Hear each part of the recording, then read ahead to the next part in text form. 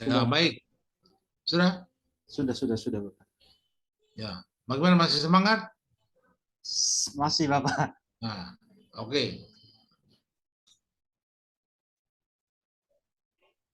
Dalam kegiatan ujian kompre ini kan ada materi yang di-upload duluan, RBP, ya. Iya, iya, iya. Yang kamu upload itu apa? Materi apa?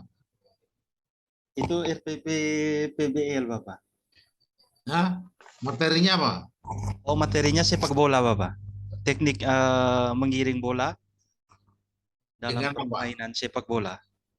Dengan apa? Satu saja?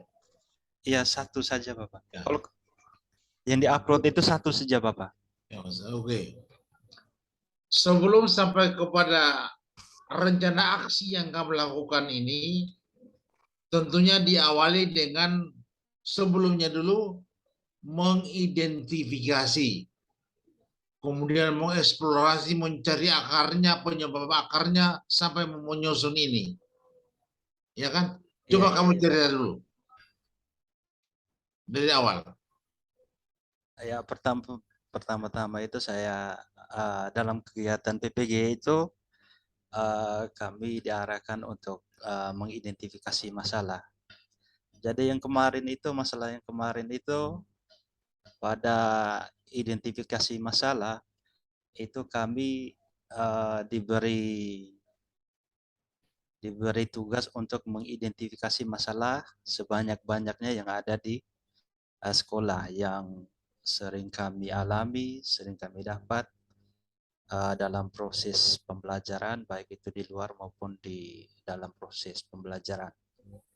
Setelah itu kami identifikasi dan masuk ke dalam eksplorasi penyebab masalah. Dalam eksplorasi penyebab masalah itu kami mencari akar-akar penyebab masalah, hal-hal yang menyebabkan masalah itu terjadi. Terus yang berikut Bapak, kami masuk ke dalam penentuan penyebab masalah.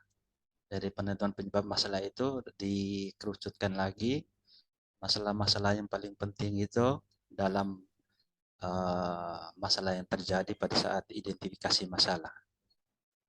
Setelah itu kita masuk di masalah yang terpilih itu, kita pilih dua masalah utama yang menjadi fokus nanti pada saat kita akan melakukan PPL nanti Bapak. Jadi kami dituntun untuk menentukan dua masalah, dan masalah yang saya angkat itu tentang kemampuan siswa, kurangnya kemampuan siswa dalam menggiring bola, dan masalah yang kedua itu tentang kemampuan siswa tentang melakukan variasi guling depan dan guling belakang.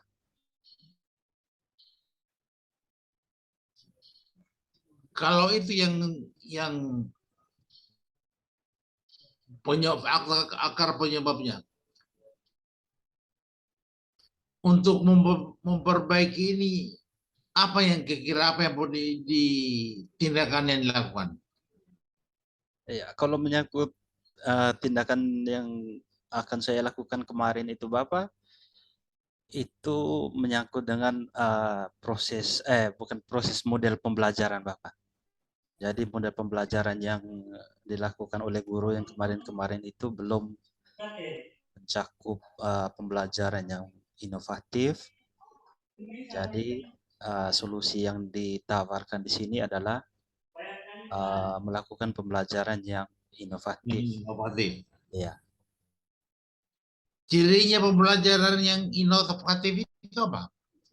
Ya, pembelajaran yang inovatif itu ciri-cirinya kurang lebih menggunakan TPEG. TPEG itu technological, pedagogical, content knowledge.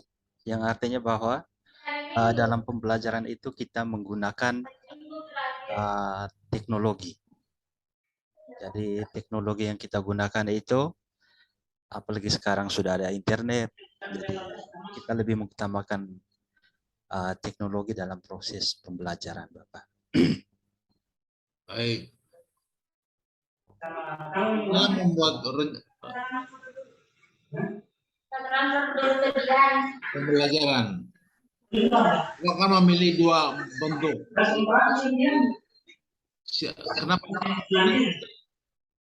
Kenapa? Siapa ini? Mohon maaf Bapak, bisa diulang. Ini suara yang dari luar, ini suara dari mana? Suara dari Bapak Dokter siapa? Rusli. Ah, Suara dari Pak Dokter Rusli Bapak.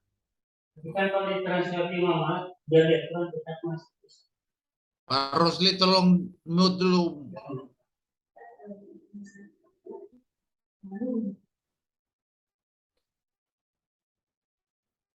Pak Ferdi, di Iya, iya. dalam model pembelajaran ini ada dua, yaitu CBL dan PBL Bapak. PBL dan PJBL. JBL. Ya. Yang PP apa bedanya dua model ini? Ya. Jadi perbedaan antara PBL dan PJBL itu Bapak, kalau PBL itu berarti problem based learning. Problem based learning itu berarti memecahkan masalah dalam proses pembelajaran.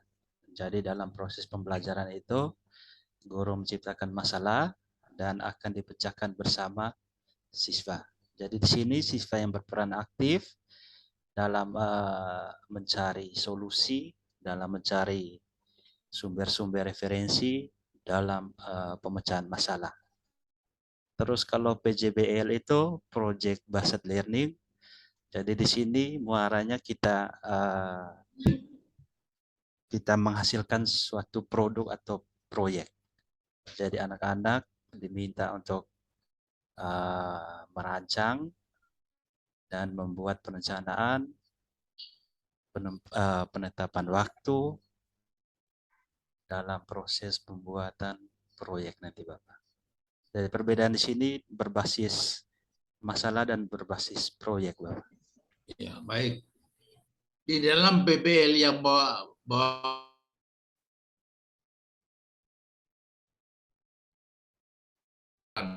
betul? Maaf Bapak, terputus Bapak. Kalau mengajar untuk pendekatan PBL, haruskah membagi kelompok siswanya? Siswanya dibagi kelompok atau tidak perlu? Kalau di problem based learning itu bisa dibagi Bapak, karena dalam pemecahan masalahnya itu siswa dibagi dalam kelompok untuk memecahkan masalah yang diadakan. Di dalam membagi kelompok ini, bagaimana pengaturannya Bapak supaya nanti dalam kelompok itu bisa jalan antara kelompok satu dan kelompok yang lain? Ya, jadi kemarin dalam konsepnya itu dalam RPP itu Bapak dibagi dalam 4 kelompok, jadi digunakan hitungan 1, 2, 3, 4, 1, 2, 3, 4 setiap siswa. Jadi siswa yang mendapat hitungan 1 menjadi kelompok 1, siswa yang mendapat hitungan 2 menjadi kelompok 2, dan seterusnya Bapak. Jadi pembagian kelompoknya itu tidak dikatakan dilakukan secara acak. Tidak memilih siswa-siswa yang contohnya pintar, terus sedang, terus ada yang di bawahnya, tidak Bapak. Ya, tentunya dalam kelompok-kelompok ini Pak gurunya akan menilai. Ada 3 aspek yang mau dinilai. Ada pengetahuannya, ada keterampilannya, ada sikapnya. Ya. Bagaimana cara menilai pengetahuannya, keterampilannya, dan sikapnya? Ya. Cara penilaiannya itu melalui rubrik penilaian Bapak. Jadi dari masing-masing aspek itu ada aspek kognitif atau pengetahuan, afektif atau sikap perilaku, serta psikomotor itu dibuat rubrik penilaian Bapak.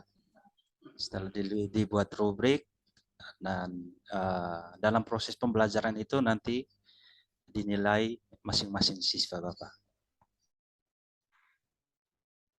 Menyangkut dengan kognitif itu biasanya itu ada dalam bentuk soal. Jadi soal itu pada saat kita selesai melakukan pembelajaran, kita bagi soal, dan di situ anak-anak menjawab secara berkelompok, dan di situ kita melakukan penilaian. Terus kalau dari aspek perilaku itu, kita lihat dalam prosesnya juga Bapak. Jadi dalam proses itu mereka aktif atau tidak, mereka bisa mempresentasikan atau tidak, dan seterusnya. Terus kalau psikomotor itu menyangkut dengan penilaian keterampilan. Jadi pada saat praktek itu kita melakukan penilaian dari unsur-unsur gerak. Dan di sini penilaian yang saya lakukan itu menyangkut dengan menggiring bola, dan masalah yang kedua itu tentang aktivitas senam lantai, itu roll depan dan roll belakang. Ya, baik. Dalam menilai kognitifnya, kan harus memperhatikan level kognitif, ya kan? Iya Bapak. Ya. Bagaimana cirinya untuk melihat level kognitifnya itu berbeda dengan yang satu dengan yang lain? Apa yang perlu diterapkan di dalam soalnya itu? Ya, dalam soalnya itu Bapak, kita kalau di level saya mengajar di SMP, jadi itu levelnya sudah HOTS. HOTS itu High Order Thinking Skill. Jadi soal HOTS itu diterapkan, contohnya mengidentifikasi itu sudah bentuk soal HOTS. Jadi kalau LOTS itu biasanya di SD kelas rendah. Tapi kalau sudah kelas-kelas SMP, sudah jenjang SMP itu sudah masuk ke dalam soal HOTS Bapak. Jadi mereka mengidentifikasi, menganalisis, itu sudah di dalam bentuk soal HOTS. Kalau untuk tingkat SMP, misalnya Pak gurunya membuat 10 soal. Apakah semuanya 10 soal itu host semua? Tidak Level Bapak. kognitifnya. Tidak, itu ada dibagi, ada yang soalnya hanya sebutkan, jadi kalau sebutkan itu soalnya levelnya di bawah. Jadi tidak semua soal itu kita buat dengan pedoman HOTS Bapak. Jadi contohnya kalau ada 10 nomor, ya 4 nomornya HOTS, yang lainnya sedang, yang lainnya mudah. Ini berpikir tentang keadilan seorang guru membuat soal ini.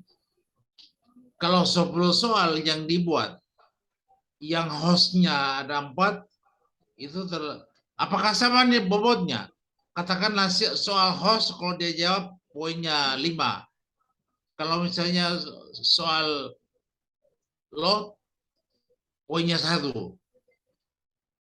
Ya, kalau menyangkut dengan penskoran itu Bapak, menurut yang saya tahu, itu soal HOTS-nya itu bobotnya pasti lebih tinggi karena memang tingkat kesukarannya itu memang lebih di atas, lebih tinggi, jadi skor yang diberikan itu juga lebih tinggi. Jadi contohnya soal HOTS-nya skornya 5, berarti soal yang tingkatannya sedang itu bisa diberi skor 3. Kalau soal yang di levelnya rendah itu skornya 1. Itu supaya penilaian itu bisa dilakukan secara adil Bapak. Ya. Kita lihat dengan tingkat kesulitan soal tadi Bapak. Ya, jadi betul, jadi harus bervariasi. Iya. Kalau sudah level-level HOTS itu berarti skor yang diberikan juga pasti tinggi. Kalau 10 soal yang dibuat mungkin cukup 2 aja yang medium, yang mungkin 4 atau 3. tiganya medium, tiganya. Yang lebih banyak, ya mungkin 5, sehingga jumlahnya 10. Itu perlu diperhatikan itu. Iya Bapak. Karena kemarin juga ada pada saat diskusi kemarin ada yang memberikan skornya itu sama. Ya. Nggak bisa, tidak adil kalau pemberian skor itu Iya. sama. Bahkan ada kemarin juga yang pada saat diskusi soal yang hoax itu malah diberi nilai rendah, sementara soal yang gampang itu diberi nilai skor tinggi. Tidak ada sebetulnya. Itu ya. Iya. Ya. Kemudian, kalau dalam model pembelajaran PBL tadi, kalau guru mengakhiri pembelajaran itu apa yang dilakukan? Iya, kalau kami sebagai guru olahraga itu pertama Bapak pasti melakukan cooling down atau pendinginan. Setelah pendinginan itu ditanya siswa ada hal-hal yang belum dipahami itu ditanya kembali. Setelah itu dilakukan refleksi di kegiatan penutup itu, refleksi pembelajaran. Setelah itu dilakukan doa dan menutup pembelajaran.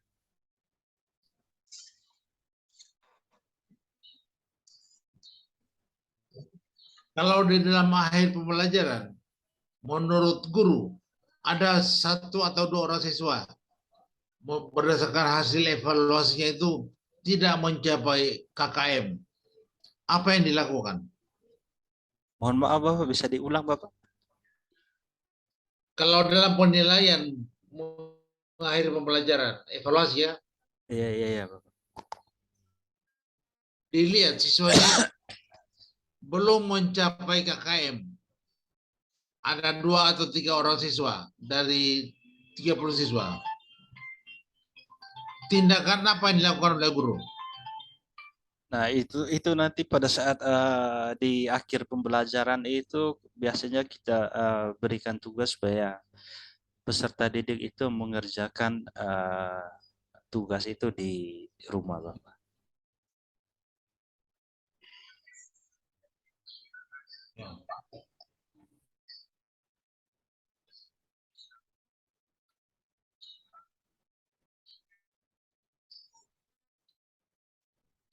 Nanti lagi masih sibuk ya, masih lagi menguji mahasiswa.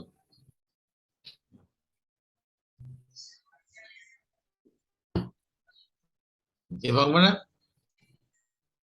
Biasanya itu di akhir pembelajaran itu kami memberikan soal supaya peserta didik itu mengerjakannya di rumah, Bapak.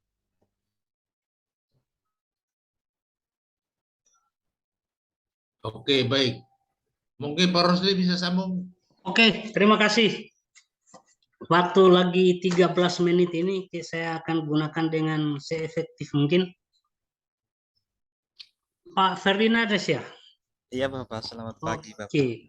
Jadi tadi pagi itu saya sudah lihat-lihat apa yang Bapak unggah di LMS, Pak Ferdinand, bahwa perangkat pembelajaran yang Bapak sampaikan di sana ternyata adalah materi permainan sepak bola, begitu ya? Iya, iya, iya Bapak. Ya, tapi di dalam itu saya belum melihat betul karena permainan sepak bola itu kan luas. Iya, iya, Berbagai iya teknik Bapak. dasar yang harus dikuasai oleh Kuasai. siswa. Iya, Nah, iya. permainan sepak bola saya juga berpikir apakah bermain sepak bola saja tanpa memberikan materi teknik dasarnya atau bagaimana? Kalau di perangkat pembelajaran yang saya unggah itu Bapak, itu saya fokusnya di materi menggiring bola. Oh, materi menggiring bola ya? Materi menggiring bola karena yang masalah yang saya angkat kemarin itu berdasarkan nilai siswa semester kemarin. Nah, Di kadem permain sepak bola itu menggiring bola itu kemampuan mereka itu masih serendah. sangat uh, rendah. Baik Begitu ya. siswa laki-laki juga paling beberapa orang, makanya saya angkat itu masalah Bapak. Jadi Begitu ya. di modul itu menyangkut dengan teknik menendang bola, menahan bola, itu saya tidak terlalu angkat di situ, Bapak. Iya. Yang saya hanya lihat judulnya daripada itu, saya hanya lihat aktivitas permainan sepak bola. Maka saya berpikir luas ini, terlalu luas ini. Iya, Apakah iya. anak-anak mau dikasih bermain bola?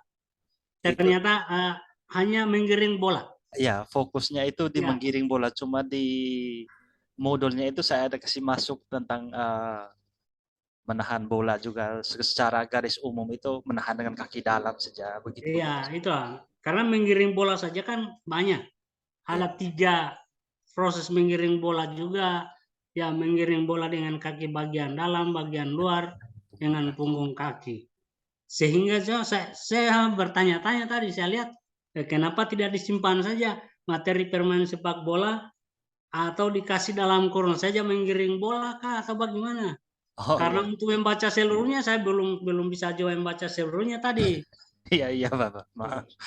Karena fokusnya saya itu di teknik menggiringnya, Bapak. Bukan Ya, di menendang, menahan. Kalau menendang, menahan itu rata-rata anak-anak juga sudah itulah. bisa. Jadi yang akan dinilai di sini kan menggiring bolanya. Iya, iya, iya. Ya, oke. Dalam merancang pembelajaran, tentunya di situ eh, kita merancang selalu ada ya pendahuluan apa-apa yang akan dilakukan, kemudian penyampaian materi atau materi inti dan penutup. Iya. Yang saya mau tanyakan dalam proses belajar mengajar, pendahuluan itu kira-kira apa saja yang disampaikan kepada siswa sebelum masuk materi pelajaran? Baik, Bapak, terima kasih. Menyangkut dengan kegiatan pendahuluan, itu biasanya itu istilahnya tahap persiapan. Jadi Ya, persiapan peserta didik untuk masuk ke dalam proses pembelajaran yang sebenarnya, dalam arti pembelajaran yang inti. Jadi di situ kita biasanya kalau pembelajaran di dalam kelas itu biasanya mengkoordinasi siswa untuk masuk ke dalam kelas. Setelah itu menanyakan kabar peserta didik. Setelah itu kita absen. Setelah itu kita awali dengan doa. Setelah itu menyampaikan KD yang akan diajarkan kepada siswa. Setelah itu ada yang namanya apersepsi. Apersepsi itu biasanya guru menghubungkan materi yang akan diajarkan dengan kehidupan nyata. Artinya pemanfaatan dalam kehidupan nyata. Setelah itu ada pemanasan biasanya kalau di dalam penjas kalau mau praktek itu biasanya ada pemanasan, Bapak. iya. Itu secara garis Ya, besar. secara garis besarnya.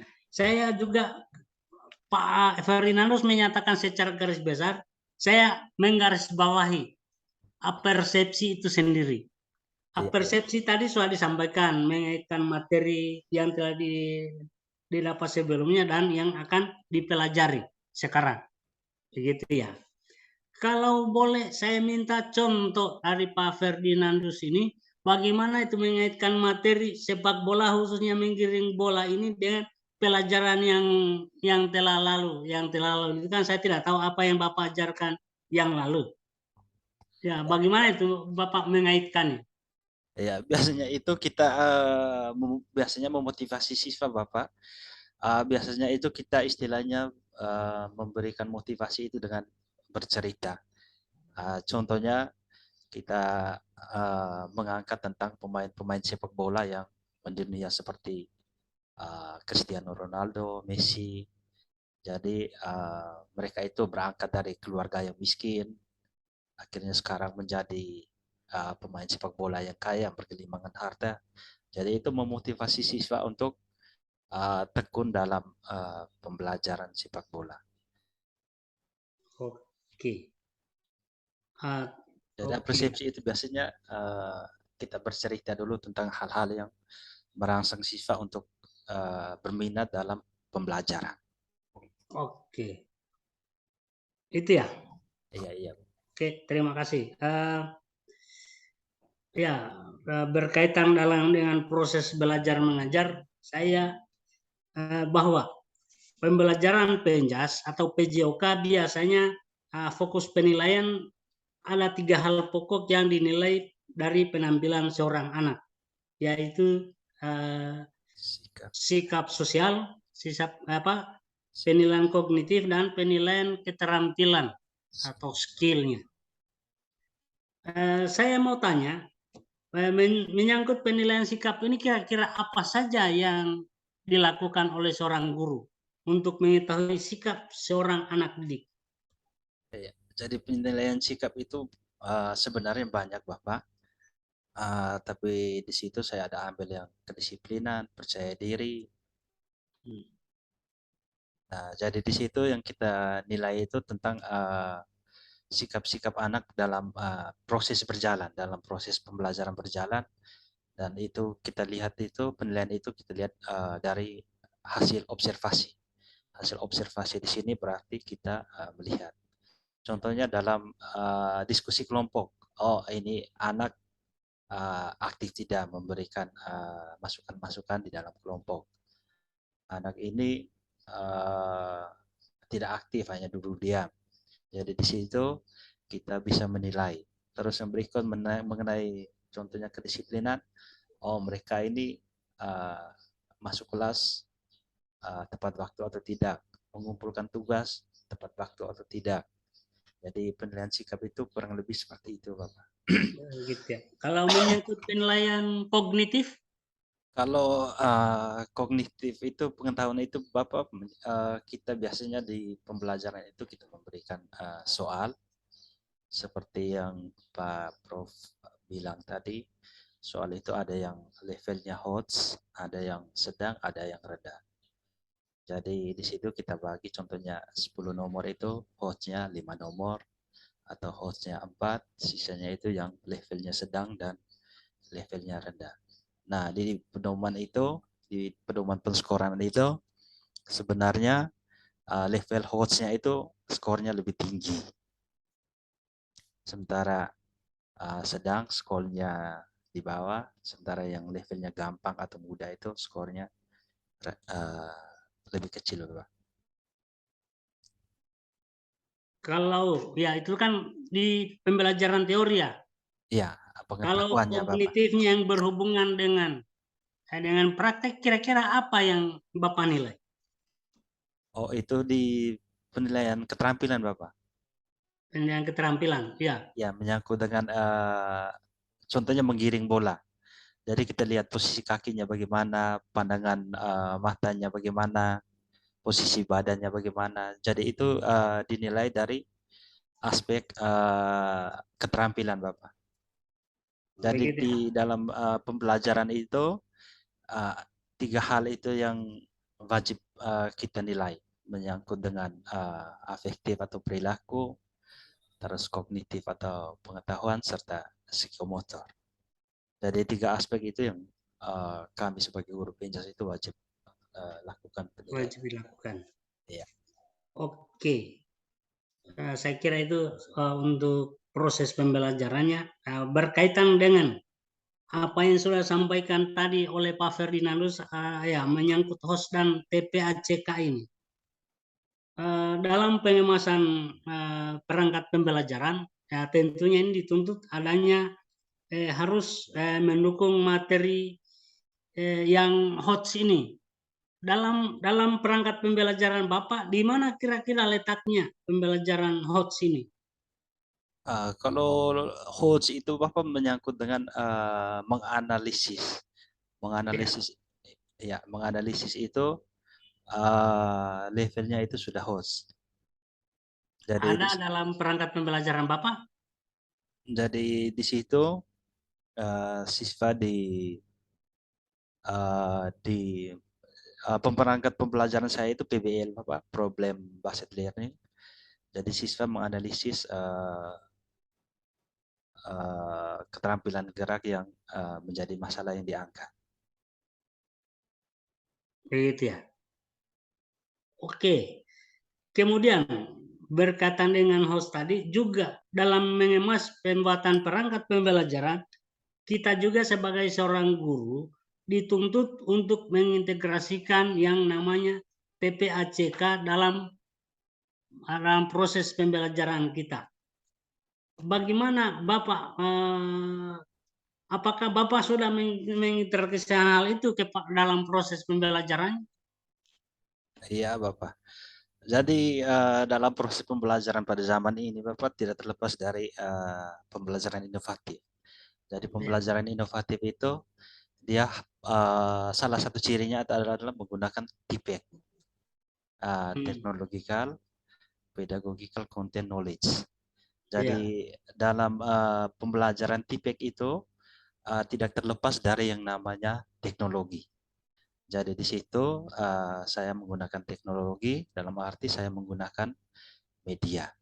Nah, media yang di situ yang saya angkat itu dalam penggunaan video dalam proses pembelajaran, terus ada namanya PowerPoint, dan sumber belajar lain yang berasal dari internet.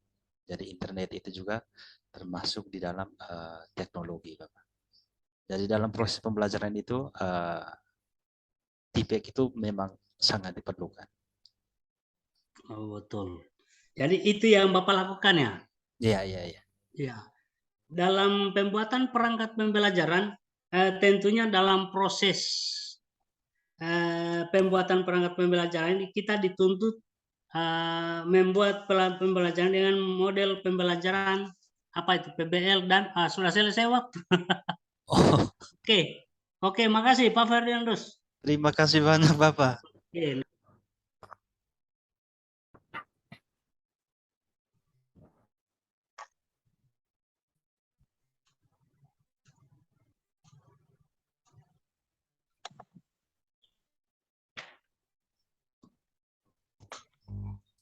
Bapak admin, mohon maaf saya tanya, ini saya stop dulu Kak? Iya. Stop saja, stop. Sudah bisa keluar, Pak? Oh, kami dua sudah bisa keluar, Bapak? Iya, Sudah, yang sudah ujian keluar. Oh iya. Makasih banyak Bapak. Selamat pagi. Baik, terima kasih Bapak. Ya. Ya, selamat siang. Selamat siang.